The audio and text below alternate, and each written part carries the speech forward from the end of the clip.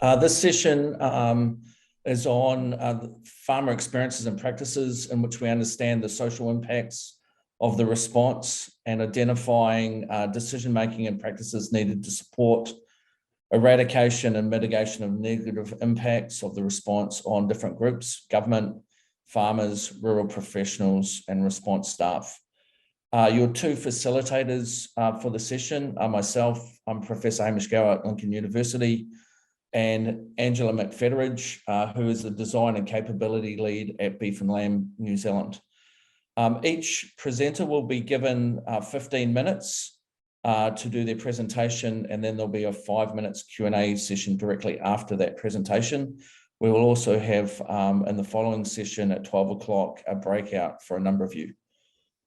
I'd like to introduce Celine, Yockney and Joe Field from Cantner Public, formerly Colmar Brunton, presenting their research on understanding NAIT compliance behaviour amongst farmers and third parties. Celine. Kia ora koutou. Thank you. I will just share my screen. So hopefully everyone can see that now.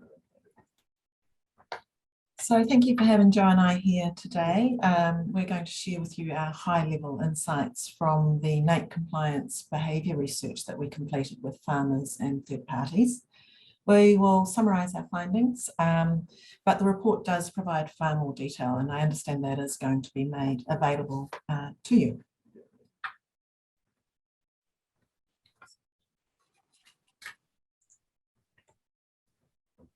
So as we've said, the purpose of the research is really about understanding NAIT compliance behaviour. So we explored with farmers and third parties their past experiences with the NAIT program. We also looked at what has helped and what has hindered them to comply with NAIT, and their attitudes and beliefs about their need to meet their NAIT compliance requirements. So this helped to determine how we can adapt what has been done, or even what new interventions might be useful in order to improve compliance. Given the exploratory nature of the objectives, and also quite a potentially sensitive topic, we did use qualitative research. So this is where we seek to explore and understand various viewpoints and experiences rather than measure them. We incorporate behavioural and psychographic aspects such as attitudes and values to fully understand what ultimately influences NAIT compliance behaviour amongst farmers and third parties. This was a relatively large qualitative study. As you can see, we spoke to 49 farmers across a range of roles, farm types, farm sizes, their status with the bovis program, whether or not they've received an infringement in the past. We also had a range of demographics and locations. The other audience we spoke with was third parties. We interviewed 25 third parties in total, and there was a mix of those who had NAIT obligations themselves, so stock agents, livestock transporters, meat processors, and the like. The other third parties didn't have obligations themselves necessarily, but we did speak with them and include them in the sample because they are potential influencers and information sources for farmers. So these included people like vets and farm supply stores. The interviews were about an hour to 2 hours long each, and they took place mostly through April and May this year. Right, I'm going to jump in here. So what we've done in terms of understanding farmers' experiences, they've actually come up with a commitment model. Okay, but before we get to that, we wanted to just kind of touch on the fact that there are actually a lot of commonly held views amongst interviewed farmers. So the other thing to remember too is to put NAIT compliance into context. You know, from a farmer's perspective, this is often yet another form of compliance that they feel that they're having to deal with. Okay, so it doesn't necessarily occupy a huge amount of headspace on a day-to-day basis. Okay, but when we are talking about NAIT compliance, some core elements came through here. Relevance is obviously key. Relevance in terms of strengthening compliance when they see NAIT as being relevant to me, my situation, to my actions, to my community and the country. We found that any whiff of a hassle factor will turn farmers off, and many will very easily switch off. The sentiment of working as a team came through really strongly. So, that really strong belief that the system's only really going to work if everyone does their bit. Okay. We saw that cutting corners doesn't necessarily make more corners, so essentially they could be creating work in the long run. And what was also really interesting that came out of this is that farmers are really clear on the how of traceability. So the NAIT system's there to trace the livestock movements and the like. But what they're less clear about is the why. So, a question that we pose here is there a universal why? Some farmers talked about animal welfare, others talked about biosecurity, some mentioned the economy. If we flick over to the next slide, we'll see that we've developed what we call a commitment model in terms of compliance. So we've got a number of different segments or profiles here that really sort of seek to understand the different behavioural challenges that the farmers themselves have experienced, and that in turn provides insight into how we might support them in terms of meeting their compliance. Really important to remember, these are not intended to be boxes to fit farmers into.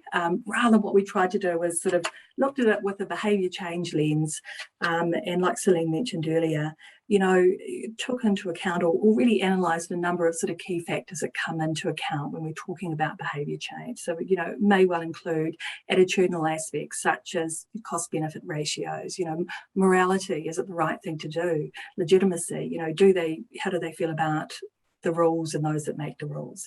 So we've taken all of that into account to come up with these 6 segments. As you can see from the diagram there, we've got 3 that essentially sit what we call below the line. So these are effectively uncommitted states. So the goal here is to initially shift them up above the line, then it becomes more of a staged approach. So our first segment that we've got there, and again, as we go through this, just think about some of the farmers that and see whether you might see where they may fit in amongst all of this. So our first segment we've called resentful and resistant. Now the segment names are meant to reflect the attitudes and behaviours that really sum up that segment or that typology. Okay, so these are our traditional self-reliant farmers, really do not like being in the office at all, will resist against all kind of paperwork if they can. Do the basics when it comes to NAIT, probably never really bought into the program in the first place, and are really opposed to being told what to do in their own farm, especially if they see that organisation or person lacks farming credentials. As we go up, our next segment here, we've called them the uninformed and uninvolved. And, and another, I guess, descriptive word for these, this is probably where our lifestylists sit. So this is a group that actually don't self-identify as being farmers. Yes, they live semi-rurally, they have a couple of cows, but the cows tends to be pets or lawnmowers. They don't think of themselves as farmers because they probably have a day job that actually pays for their lifestyle. So from their perspective, they fail to see the relevance. They see NAIT, if in fact they're aware of it, as being for real farmers. As we go up, we've got our disillusioned and disengaged segment. So these are, practical hands-on farmer. At a conceptual level, they see the value in NAIT. So they were very likely on board in the beginning. But their experiences with NAIT or OSPI or MPI now serve as a barrier. So a couple of points here. Often when they're talking about the organisations, they do sort of reference them in terms of one. So many don't necessarily distinguish between OSPI, MPI or NAIT. To sum up these guys, they've effectively lost confidence in the NAIT system. They probably feel they've been unfairly treated. They may have been fined for something that they felt they had no control over, or a mistake in terms of perhaps receiving stock that somebody else was responsible for. So these are our disengaged segments, and like I say, they are uncommitted segments, and they're uncommitted for different reasons. So therefore, the strategies employed to facilitate their commitment, enhancing their commitment, will be different. As we move above the line, we get to our what we call our tolerate and tailor. So these farmers are essentially on board with the NAIT program, but they see that it has some validity, but they probably think it perhaps lacks a few practical elements. So what they do is they're still in their minds complying, but they may bend the rules to make life a little bit easier. So for example, they may tag animals as they're leaving the farm, not necessarily close to birth.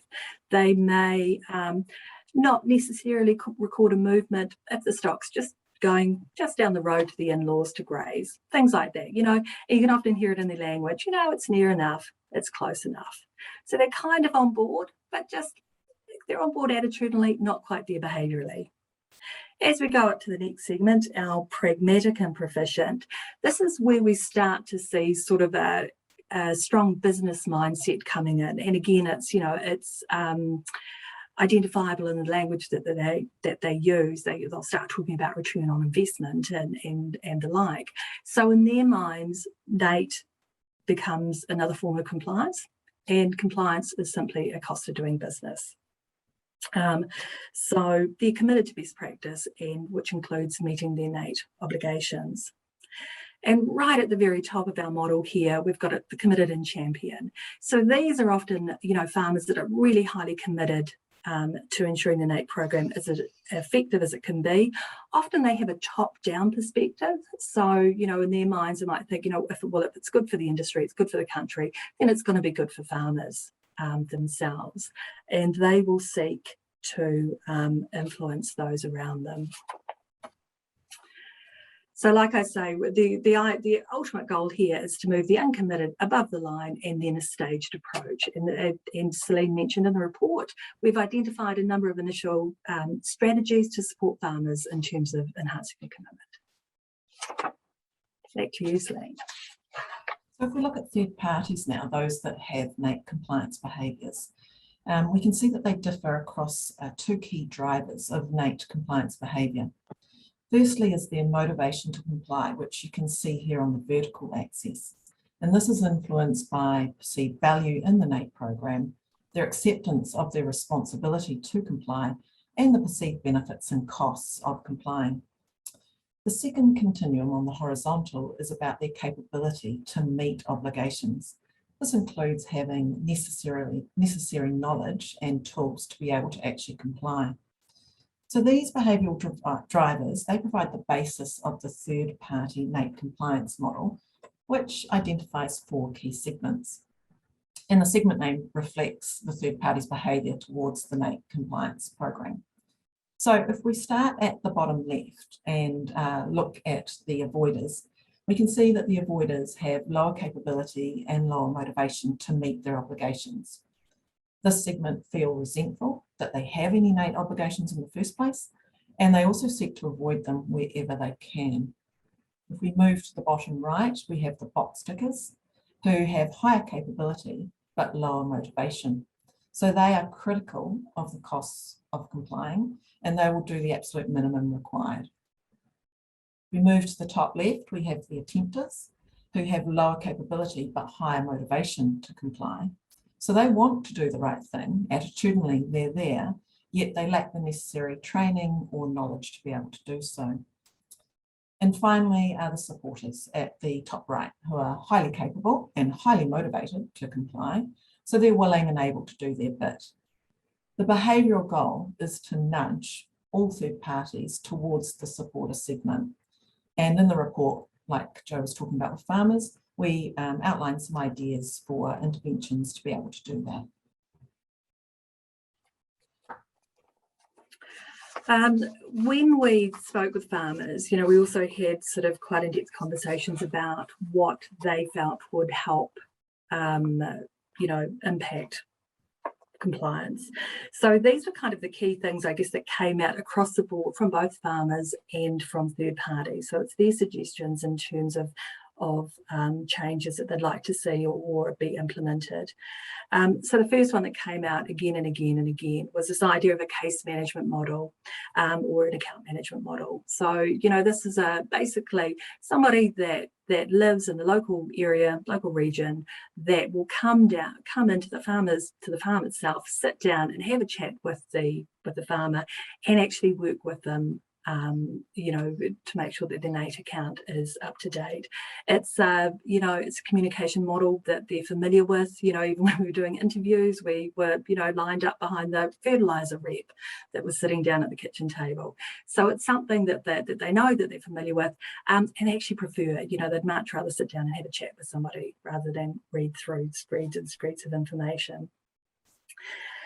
Another key element that came through was the idea of a NAIT app. Now, it could be a NAIT app, but this idea of actually being able to do, you know, register movements or transfers or tags in real time in situ. So, you know, basically using technology, whether it's an app or not, to facilitate the ease of compliance. You know, a lot of farmers mention that often what they have to do is they've spent a whole day on the farm. Then at the end of the day, they have to go into the office and do all the movements or the like. And it just, you know, it just makes a long day even longer. Education and training came through very strongly as well. You know, there was a real sense that many just felt that they were stumbling their way through it. There was a sense that, you know, there was a lack of sort of clear guidelines there. So the suggestion came through, you know, that perhaps all users or peakers should do at least a basic level of training in the NAIT system. Number 4 here, access to information. Now, this came through really strongly as sort of a real frustration. So in terms of those that are trying to be compliant and update their records on the NAIT system, some aspects are really, really difficult to fix. So the idea of, you know, if a mistake has been made or if something's been transferred incorrectly, it's actually really difficult to go in and adjust it. So the idea here is to actually let some people, whether it be stock agents or you know, people that are using the system on a really regular basis, actually have greater authority to go in and fix things. The NAIT tags themselves, there's a lot of discussion around this. So obviously for farmers, a key frustration is if the tags come out, if they're lost, if the cattle rub up against something, if they're left on the transporter. So a real sense here that, you know, with traceability, whatever format is used needs to be fit for purpose, okay? You know, and again, they often came up with their own ideas on or suggestions on what it could be, for example, microchipping. And again, you know, if it's just the idea here is, you know, if that's not a viable option, then just communicate that, but making sure that whatever method used to track the animals is fit for purpose. And finally here, reputation came through. So, you know, like we mentioned, there are some that have had negative experiences in terms of what they perceive to be personally treated unfairly. There were some mentions of whether they felt that responses weren't as perhaps fast or efficient as they could have been. So just, you know, taking the time there to seek to enhance the reputation, you know, and the efficacy of the NAIT program. And because, like we said earlier, you know, that team of 5 million, it only works if everybody's doing their bit, and it only works if the system is working as it's intended to.